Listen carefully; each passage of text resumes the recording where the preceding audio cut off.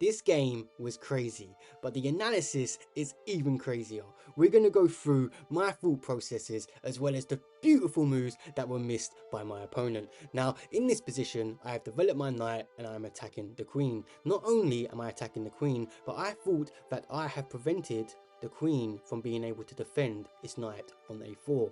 And the pony is going to be mine. I am simply going to be up a piece. However, when I checked on the analysis, as you can see by the eval bar, the position is completely even.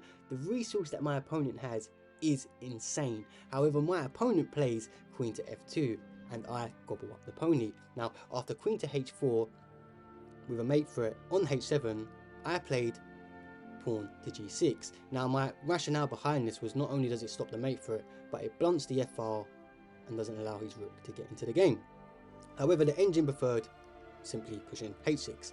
Now, after rook to f3, which is funny enough the best move in the position for my opponent, but it allows the beautiful, the brilliant mushroom move, knight takes on e5, pinning the pawn is pinned to the queen, and it would be simply GG, so the pony can't be taken. Now, rook to h3 not only defends the queen, but reignites the mate threat on h7, so h5 has to be played, and I already calculated that if the pawn was to take the knight now, we simply trade and we go up into the endgame up a pawn, although the position is technically a draw. So always Gucci. Now, after bishop to e2, I played king g7. The idea is that if the bishop sacrifices itself, I was going to pin the bishop to the queen.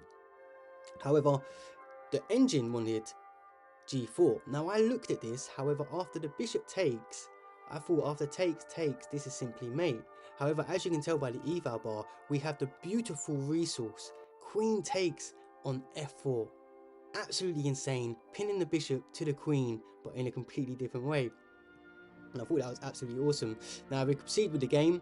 They go queen to g5, we can simply kick him back, and now after he goes g3, there is no longer no double stack on the h file.